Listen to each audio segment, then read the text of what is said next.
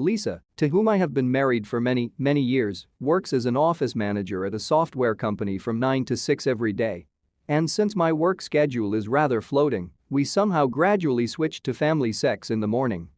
We didn't experiment much in bed, but that suited me just fine. I noticed, though, that over the past year Lisa had become more passionate in the bedroom. She has also become more aggressive in the domestic minutiae. Could it be because of her promotion? There were quite a few other signals pointing to a possible affair, so I hired a private investigator. And it only took him a week to get concrete results. There you go. We usually talk on the phone every day around 10 o'clock in the morning. Nothing has changed today, at least not if you mean the time of the traditional call. She picked up the phone before the phone could switch to messages. "Hey, handsome, how's your day going?" "Pretty good, I guess, and yours?" "Pretty good. Don't forget that our Jessica has a soccer game today." I put it on my calendar. I was thinking, well, we've never talked about what kind of funeral each of us wants. There was a little pause. I guess Lisa just wasn't expecting such a topic in the usual domestic conversation. "Tim, is there something you're not telling me? Did the doctor give you the bad news?" No, I'm sorry. There's nothing wrong with me. But it occurred to me that I don't know if you want to be cremated or buried. If you decide to be cremated, what am I going to do with the ashes? If you want to be buried, where? You probably don't know these answers about me either, do you?" "Tim, you picked a terrible topic. Do we have to talk about it now? How do we find a better time? I'll probably outlive you, so there's no need to talk about what to do with my carcass. Let's focus on you. You and I are the same age, Tim. Women live longer. What makes you think you'll outlive me?" "Well, your grandparents are dead and mine are still alive. Besides, you know why most husbands die before their wives, don't you?" "No, I don't. Why?" "Because they want them to." "Oh, you've got it so bad, poor thing.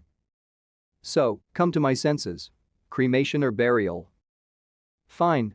If you insist, a funeral." "Okay, where?" "I don't know, somewhere near our house. We've lived here for almost 20 years. "That makes sense. A simple marker or a bigger tombstone?" "Tombstone. Let everyone say, 'Here lies his better half.' Hey, there's more. Your CEO Bob, I heard his wife Sandy has terminal cancer. How old do you think they are?" There was another meaningful pause. "Probably over 60. Where did you hear about her illness?" "From Sandy herself. Did you know that she's a firearms enthusiast? Oh, you should have seen her gun collection. She showed me one that barely fit in her purse. She claims it can make a hole in a door the size of a tennis ball. She says the locks are falling apart before her eyes. Think about it. If he can do what he does to a door, what can he do to a person?" "When did you see her?" Lisa asked, now anxiously. "This morning, just before I called you. I had something to tell her. She asked me if I could keep you at home." "What? You're not making any sense. Why detain me?" "But how? When I showed Sandy the private investigator's report on your long affair with Bob, she thought her husband had betrayed her." "Yes, and you betrayed her, too. Since she only had a few months to live, she thought she just wouldn't live to see the trial. Anyway, she headed to your office and wanted me to keep you home, if at all possible, while she took care of her Bob." "Oh my God. Tim, how could you?" "I'll answer that question after you answer my question." "Why?" "Well, it doesn't matter anymore. You'd better seek shelter." "Please, Tim. Make her stop. Forgive me. Sandy, stop. Stop." Do you think she heard me? Lisa tried to say something through her tears, but I wasn't listening. "That's right, Lisa. I'm going to hang up now because the sound of gunshots might disturb me. I think I'll enjoy cremating you and throwing your ashes in the portable toilet." "Oh, my God." Of course, some things in life don't work out the way you might wish. And tomorrow will never come. I overheard and found myself becoming the subject of discussion. My name is Peter Cranston. I am 36 years old and have been married to my wife Joy for 12 years. We have a girl and a boy, Bethany, age 6, and John, age 8. I work as a foreman for Benson Builders, supervising carpenters, and am a master carpenter by trade. Joy works part-time as a receptionist at a local urgent care clinic. She works 9 to 2 on weekdays, so she can be home by the time John and Bethany get home from school. It was a Saturday afternoon, and I was working on our washing machine in the basement. I took it apart and realized I needed a part. I picked up the phone to call the local appliance center to see if they had the part in stock. As I picked up the phone, I heard Joy talking to Celeste. Celeste was a woman she worked with at the urgent care center. According to Joy, Celeste was recently divorced. She tried to get Joy to join her at their bachelorette party, which they had every Friday. Joy politely declined several times. Friday night was our family night where we all sat down to dinner, made plans for the weekend, and reconnected with each other. We both agreed that family time was very important and should not be encroached upon. I always declined invitations to poker, ball games, and other events if they fell on a Friday. I had intended to decline, but I overheard Celeste talking and decided to listen because she was trying hard to get Joy to come the following Friday, and I was curious about what she proposed to entice Joy and what the itinerary was for these girls' nights out. What she told me was shocking. As I listened, Celeste said, "Come on, Joy. You deserve some fun and a break from the dull and dreary routine you call life. Besides, from what you told me about old Pete, you could use a little thrill. Why settle for little Peter?" It wasn't so much what Celeste said that surprised me, but how Joy reacted to it. I heard my loving wife giggle into the phone and replied, "Celeste, I told you that in confidence. He is my husband and I do love him, even if he doesn't quite live up to his name. You say it's so much fun to just dance and let your hair down on Fridays. I've decided to join you this coming Friday to see it for myself, but only once." Celeste added, "Honey, you'll have so much fun that once you go with us, you'll never want to stop going again." They both giggled and hung up. I wondered why Joy had made me the subject of discussion. The implication that I was missing something really hurt. Did she really think I was too small? Was I satisfying her at all? And most importantly, why had she capitulated and agreed to go out with Celeste on Friday without even discussing it? I remembered why I had my phone in my hand and called the appliance store. They had my item. I told Joy where I was going and went to get the part. When I got home, I finished the repair and headed to the shower to clean up. While I was in the shower, I decided to preempt their plans for Friday. After getting out of the shower, I wiped myself dry, called my sister Nancy, and arranged for her and her husband Rick to watch the kids for the weekend. I called and made reservations at a fancy French restaurant and bought 2 tickets for the touring company's production of The Phantom of the Opera. Having prepared my one and only attempt to make a preemptive strike and save my marriage, I decided that tomorrow I needed to prepare a contingency plan of action. While I fully intended to try to get my wife to come to her senses, I also realized that if she was willing to consider cheating on me and our marriage, I needed to be prepared for that scenario. I decided that I would be proactive. If she contemplated cuckolding, I planned to divorce her cheating self, which included a scorched earth policy, and she would regret the day she gave up love for lust. I decided to take Monday off at work and get all my things in a row. I called Edgar Benson and told him what was going on in my life and why I needed a day or maybe 2 off from work. John Big Swede Johansson would take over the team until my return. Big Swede was about 6'2", tall and weighed about 275 pounds of pure muscle. I knew people respected him and the team was in good hands, big good hands. I met with Harrison Thornton, a real shark of a divorce lawyer. He advised me of my rights and what I could expect from the divorce. I paid him a fee and asked him to draw up the divorce papers and prenuptial agreement. I reasoned that if she decided to accompany me on Friday instead of going on a date, I would have a real heart-to-heart talk with Joy. I'd tell her what I already knew, get her signature on the prenup, and if she refused to sign, I'd hand her the divorce papers and be done with it. I also put a wiretap on our home phone and a recording app on her cell phone and spent the rest of the week monitoring her conversations. I planned to have a date night on Thursday after work. I wanted to give her a chance to pick us, but at the 11th hour to keep her from postponing the plan until the following week. I planned to leave the salvation or demise of our marriage in her hands. No ultimatums. I wanted her to genuinely prove to me that she wanted us, not promise some meaningless affair to satisfy lustful fantasies of bigger and better things. If I am too inadequate to satisfy her sexual desires, even if only for one night, then I am too inadequate to remain her faithful and loving husband. Because if that is true, then she doesn't deserve to have me, and I deserve nothing less than her complete love, intimacy, and commitment to our marriage and our family. I remember when we were a young married couple just starting out, we went to an auction to see if we could get some good deals and found that the house was included in an estate sale program. It was a true marriage proposal. Apparently, the granddaughter of the elderly woman who owned it wanted to get rid of it and had held a fire sale to get rid of the structures and their contents. The house was old and dilapidated, but it had good bones. We are working class and sometimes have a hard time making ends meet, and saving money has proven even harder. We had just paid 20% of the hospital bill for John's delivery, and Joy had some minor complications that required a longer hospital stay. So financially, we were on a tear. I called Edgar and asked him to come over and look at the apartment. I was almost desperate as I had not saved up much to buy this house. When Edgar arrived, he took a thorough look at the old apartment. He agreed that the old lady had potential. He asked why I wanted him to inspect it. I replied that I wished I could afford to buy it, but I couldn't. I told him I thought he might be interested in it as an investment property. Edgar went to the auctioneer who was handling the sale, and the auctioneer put Edgar in touch with his granddaughter. Edgar was gone for about 3 hours.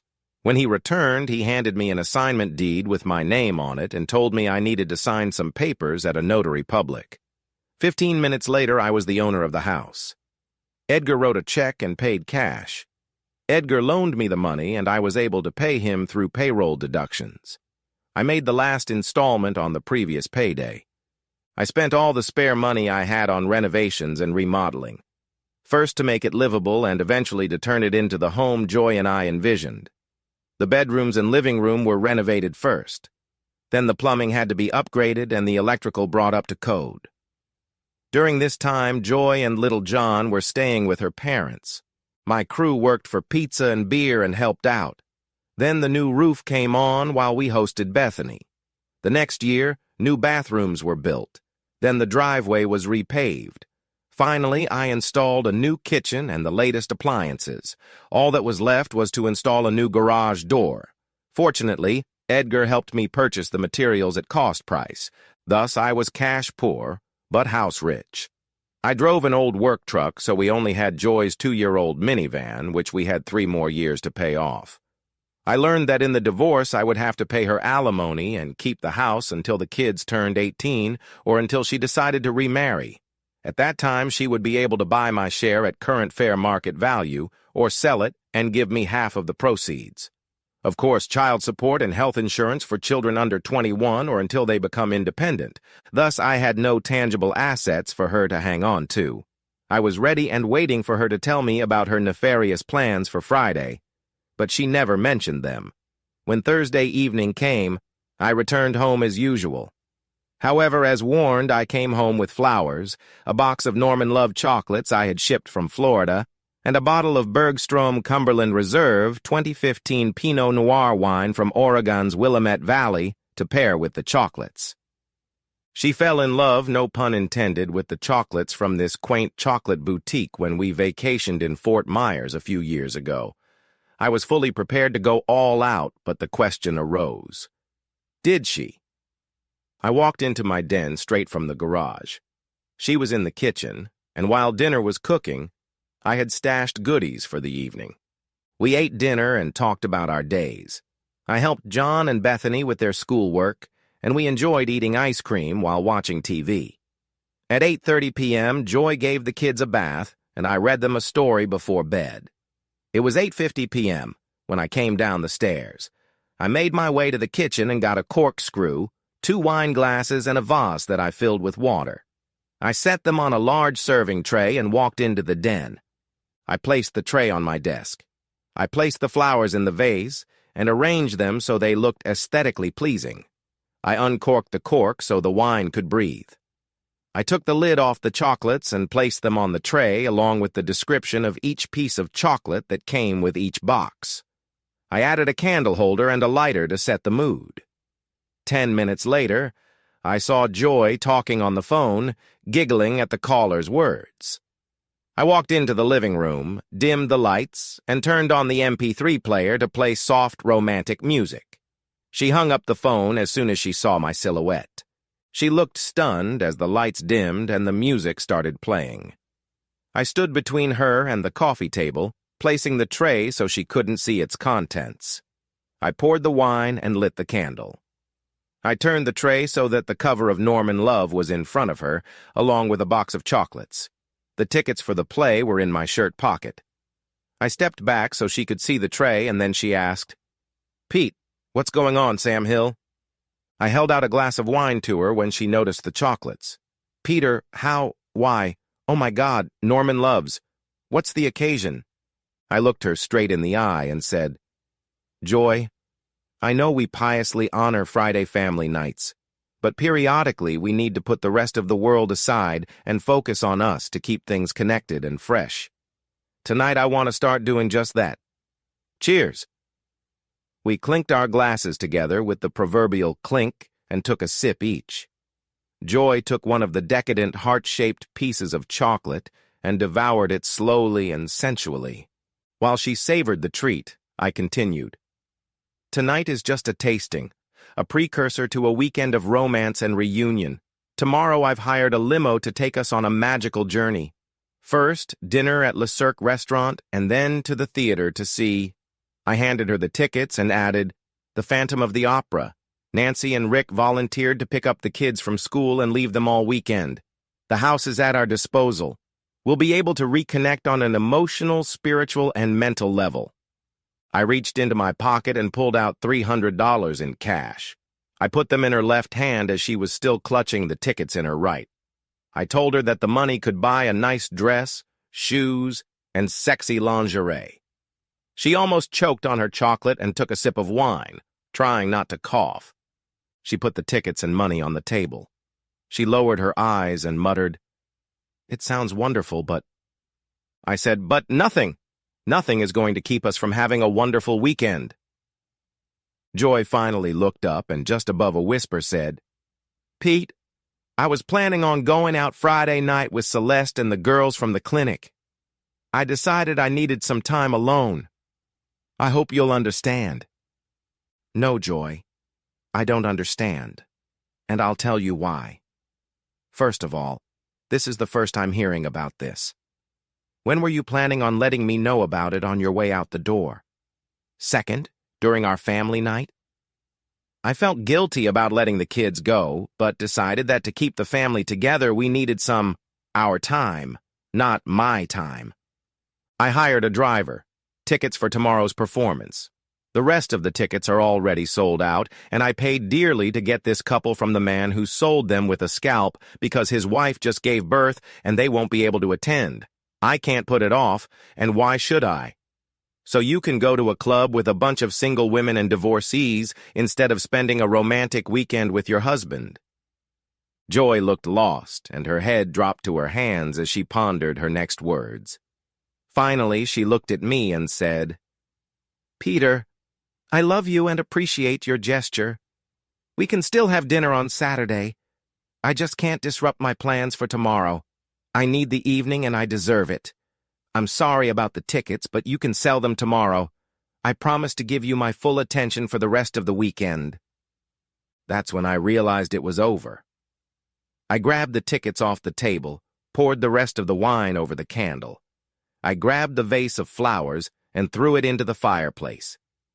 Joy sat in shock as I ran to the bedroom. I grabbed clean work clothes, a pillow, a razor, comb, toothbrush, toothpaste, and mouthwash, and headed for the spare room before she came upstairs.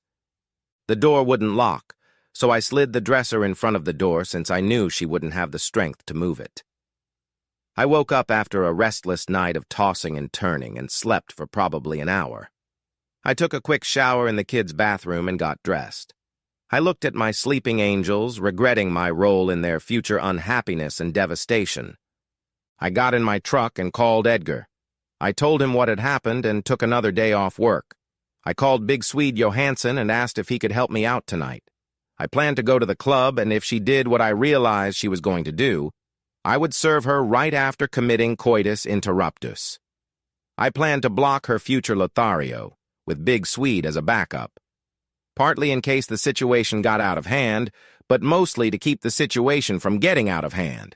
Only a fool would take on the Big Swede, and even that fool's group of well-meaning friends would be on the losing end. Fortunately, Big Swede told me he had my back. He hated cheaters. He put a cast on his ex-wife's lover and took on all 4 of her brothers. 3 of them ended up in intensive care, and the 4th was the only sane one. He ran as far and as fast as he could after Big Swede concussed him. I waited outside the house, refusing to go home or answer her calls until she left for her big night out, except she had absolutely no idea how grand the event that evening would turn out to be. I called Big Swede, gave him the location, and watched Celeste pick up my cheating wife. I entered the house and quickly gathered all of my personal belongings. I left the tools in the truck. I grabbed a couple pictures of my kids. I took the coffee mug they gave me for Christmas, as well as 2 pans, a plate, a plastic cup, and 1 set of silverware. I put it all in the clubhouse cab in the back seat and headed out to meet Big Swede. I asked him to observe her and her group from the bar and take a picture of her on camera. I sent him a picture of her with my phone. I asked him to keep me in the loop, especially if she picked up some guy and left the bar with him. Big Swede called about an hour into the evening and told me that she had been there for almost the entire hour until her friend brought a guy to the table. The guy turned out to be a typical lounge lizard, and they started dancing shortly thereafter.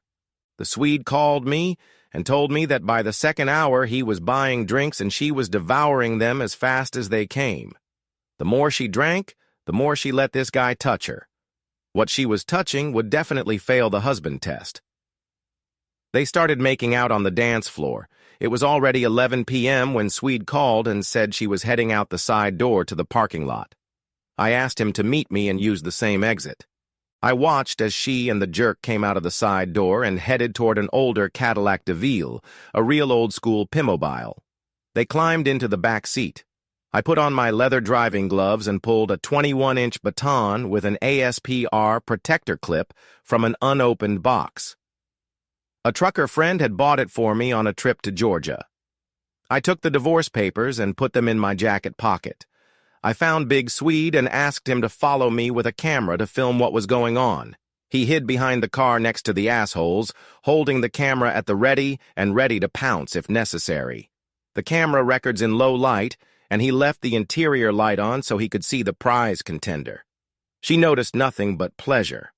I walked over to the dimly lit spot where the asshole had parked. I watched while Big Swede filmed with a zoom lens through the window as the asshole undressed my wife. He kissed her, and she kissed him back.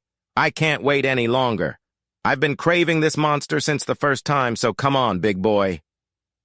As he got ready to do it again, I slid the ASP 21 inches and kicked out the window, sending shards of safety glass at the would-be lovers. The boy swung the door open and climbed out of the car, standing in front of me and shouting profanities. Joy lay paralyzed with fear, eyes closed, covered by the shards of window glass. I was sick of putting up with this man usurping my wife, and I quickly brought the full force of my 21-inch pistol down on him. On the rise, I gave his balls a quick tap and a taste of the potential of my ASP. I giggled as I watched him collapse on the dirty, urine-stained sidewalk. He was crying like a little baby. I looked back at the insides of his Detroit chariot and saw my loving wife's eyes open and wide as saucers. I asked Big Swede to lean on the hood of the car next to the Cadillac, and he pointed inside the vehicle. I reached into my pocket, tossed her the divorce papers, and yelled, "You get it, you cheating whore!" I checked that Mr. Slick was still lying on the ground and hadn't decided to become a frog. He was still whimpering, completely immersed in the world of pain he had invented for himself, while he cheated on his wife. I noticed the wedding ring on his left hand. I folded my trusty 21-inch hardened carbon fiber knife and strapped it to my belt. I threw the C-note at the asshole outside the window and walked away. She started calling before I even got to the big Swede, and I could hear her yelling for me to stop and wait while she hurriedly got dressed and followed me. As I was about to approach the door of my truck, I heard her yell, "Please, Peter, I can explain everything. Please forgive me." I took the second packet of documents from the truck. I took my camera from Big Swede and found her bitch friend Celeste. I shouted, "Thank you for ruining my marriage. You served yourself, you narcissistic bitch. Make sure you get her home. She's in no condition. Damn you to hell." I walked out the front door just as a half-naked Joy ran through the club, trying to corner me. I barely managed to break free, but I watched as tire smoke enveloped the bitch I was married to, and she collapsed onto the same urine-stained sidewalk strewn with puddles of vomit and discarded cigarette butts. I threw her and my marriage into the rearview mirror and never looked back. I headed to my motel and pulled out a bottle of Mr. John Daniel's Old No. 7. Sour mashed potatoes for a sour life and a whore for a wife. It seemed fitting. I drank myself into a drunken stupor and then passed out in full attire. When I woke up hungover, I discovered that there were about 2 fingers of amber gold left in the bottle, sharpened with charcoal. So, before swallowing 2 painkiller pills and hopping in the shower, I did a little combing of my hair. An hour later, I was already feeling half-human. I got dressed and headed out for breakfast and a much-needed couple cups of black coffee. I was in the diner at the truck stop waiting for a plate of corned beef hash, eggs and bacon and juice when I checked my messages. My inbox was full.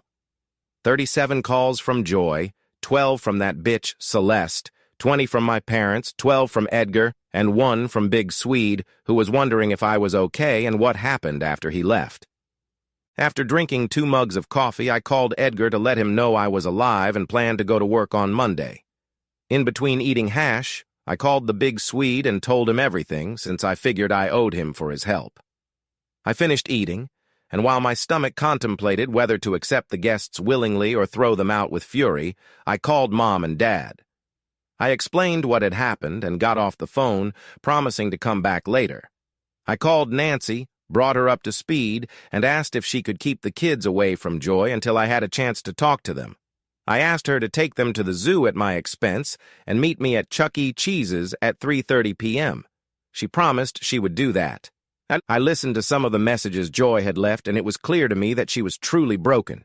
She professed her love, confessed her profound stupidity and infidelity, and held out hope that we could get past her injustice if I agreed to talk to her. She sincerely apologized for the pain and suffering she had caused me. I knew I had to meet her at least once before I could cut her out of my life. Unfortunately, she will always be the mother of my children, but that is entirely up to me since I asked that bitch to marry me myself. However, my children are the only blessing from my union with Joy, so I can't blame myself too much in that regard. I can't imagine a world they aren't a part of. That bitch Celeste left messages dripping evil and vile poisonous blood, promising to ruin me and have me tried and quartered. I repaid her kindness with a kind gesture by visiting both doctors at the clinic and telling them what had happened and that Celeste was the root of the problem and even enticed patients to join her depraved bacchanalia. She was discreetly, if not politely, suspended. One night while she was promiscuous, the foundation of her house collapsed, and the county building inspector declared it uninhabitable. No sooner had work begun to rebuild the foundation than the house exploded in a fireball due to a natural gas leak caused by a lit light bulb on an old model gas stove. She filed a claim with her homeowner's insurance. The fire inspector said the explosion was arson, and she was wanted on suspicion of arson and insurance fraud. The gas line on the stove was punctured. No job, no home, no insurance payout, and the threat of arrest in a criminal case all proved to be too much. I heard she'd snuck out of town one night. I chuckled, remembering her empty threats of going broke, being physically assaulted, or something worse. Even though Celeste was gone, she was a highly sought-after whore. She left many lounge lizards to fend for themselves on Friday nights, and the incident with Joy had forced most of the wives she hired for her fuckfests to stay home for fear of losing their marriages. Thus, about 2 weeks ago, 3 of the regulars, led by the asshole who slept with my wife, decided they were in for retribution. Unfortunately for the 4 ex-lovers turned vigilantes, they decided to attack me one fine evening when I went out for a beer with the big Swede. With the help of hammers, which he calls fists, and my ASP, we fought off the attackers, leaving them thoroughly battered and in need of serious medical attention.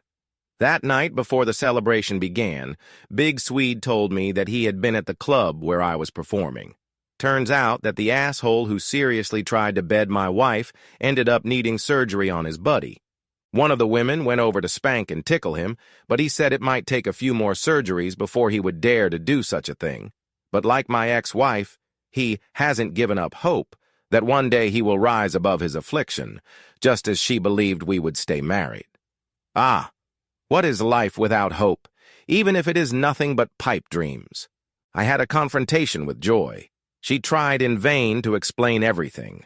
I replied that she had willingly and purposely chosen lust over love, and that love had been confessed and proved on that fateful Thursday and spat upon and denigrated on that ill-fated Friday. All that remained was a vile contempt, a complete and all-consuming hatred, so vile and vile as if acid had dissolved my heart and soul and left behind a cold, empty shell of a man.